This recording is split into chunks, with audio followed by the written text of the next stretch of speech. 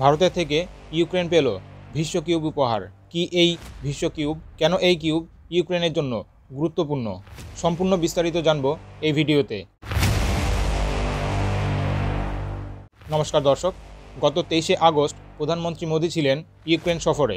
1991 সাল থেকে স্বাধীনতার পর এটিই প্রথম ভারতীয় প্রধানমন্ত্রী হিসেবে ইউক্রেন সফর। এই সফরে প্রধানমন্ত্রী মোদি 4টি ভিস্য কিউব ইউক্রেনকে ডোনেট করে।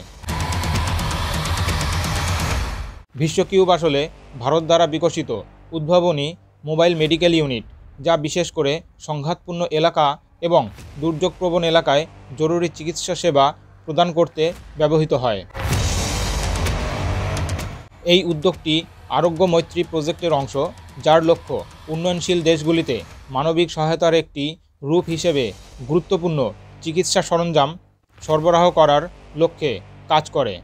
এই ভিস্য কিউবের একটি কম্প্যাক্ট ডিজাইন রয়েছে। প্রতিটি কিউবের আকার 15 ইঞ্চি এবং ওজন 20 কেজির বেশি নয়, যা ব্যক্তিগতভাবে সহজেই বহনযোগ্য। প্রতিটি ভিস্য কিউব প্রায় 200টি জরুরি কেস পরিচালনা করতে সক্ষম, যা আঘাত, পুড়ে যাওয়া, ভাঙা হাড়, বিভিন্ন চিকিৎসা প্রয়োজন মেটাতে পারে। এই কিউবগুলির একটি গুরুত্বপূর্ণ বৈশিষ্ট্য হলো এদের স্বয়ংসম্পূর্ণতা। তারা সীমিত সময়ের জন্য নিজেদের বিদ্যুৎ এবং অক্সিজেন উৎপাদন করতে পারে এবং প্রতিদিন 10 থেকে 15টি অস্ত্রোপচার সম্পাদন করতে সক্ষম, যা নিশ্চিত করে যে চ্যালেঞ্জিং পরিবেশেও এই কিউব কার্যকারী থাকবে।